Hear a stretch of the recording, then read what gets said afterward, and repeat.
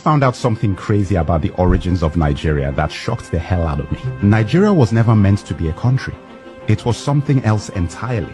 In this video, I'm going to tell you exactly what I discovered. Oh, and I want to acknowledge Burna Boy for bringing my attention to this in his song Another Story on his album African Giants. Thank you for inspiring this video, and all of you, let Burna Boy know he got to me, and now I'm sharing this information with you. The creation of Nigeria was never about democracy, never about Christianity. It was all about money, business, and profit. None of it for us.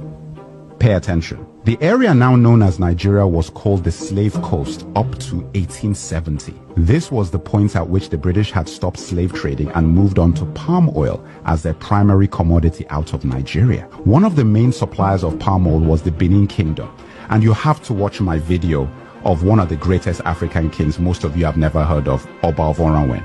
This is an important story for me personally because I am from that region, so they are my people, and his fight with the empire over palm oil is one of the greatest stories of African colonial history. Anyway, everyone wanted palm oil, and especially the British. A man called George Goldie set up the United African Company in 1879, which was then changed to the National African Company. He structured the palm oil business in the Niger Delta region, and by 1884 he had a monopoly that the British could exploit. So in 1886, Goldie violated the agreement he had made with the chiefs and moved his operations into River Niger and Benue. The company was also renamed at this point to Royal Niger Company. Goldie tricked the chiefs into signing unfair trade deals, giving Goldie exclusive rights to export palm oil instead of what the chiefs thought would be free trade.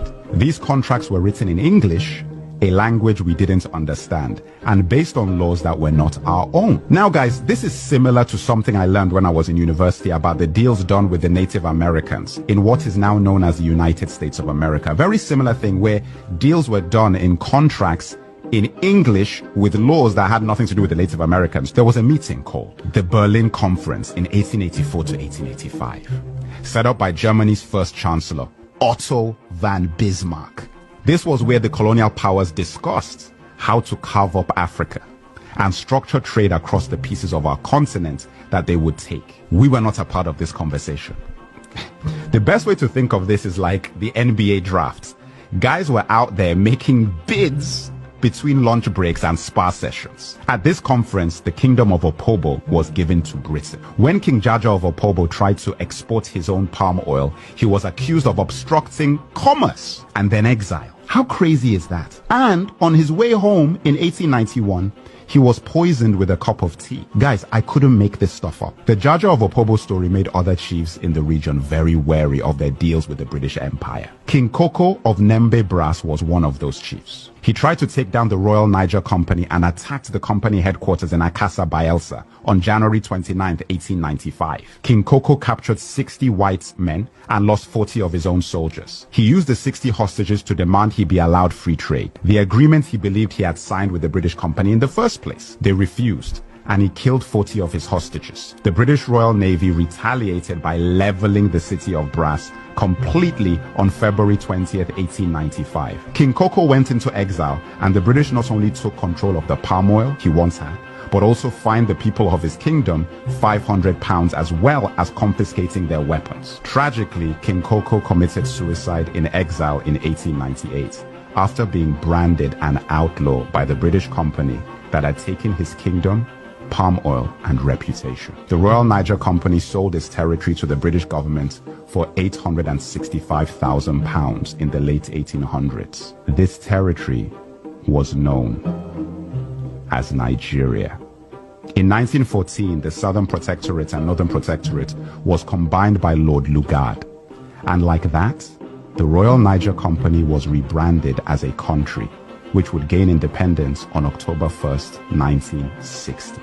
Lugard is a place in Nigeria today, like there's a street called Lugard in Ikoyi. The Royal Niger Company changed its name to the Niger Company Limited, and it was then acquired by Unilever. Unilever still operates in Nigeria to this day. And that, my brothers and sisters, is how Nigeria came to be. We have a long way to go to fix the country, and it starts with the February elections. But we won't ever have a hope in a solution to our problems if we don't know how they started. Remember, it's not about asking anyone else to fix this. This is about knowing your history. Nigeria was never a country we created. It was a company designed by colonizers for profit. And a lot of the infrastructure put in place for that siphoning of resources out of our land are still very much in place today. Crude oil simply replaced palm oil, and soon lithium may replace crude oil. I feel angry not just for what happened to my ancestors, but the fact that I wasn't taught about this in school in Nigeria, and that our children are not being taught about these things now. Every Nigerian going to the polls should know everything about who we are and what we're up against and the creation of Nigeria. I would like to take this moment to thank all my followers and subscribers, all my supporters and the community we are building around knowledge and truth. You are all appreciated, and I take none of you for granted. If you found this video informative, like, share, and subscribe, and make sure to follow my YouTube channel, link in the bio.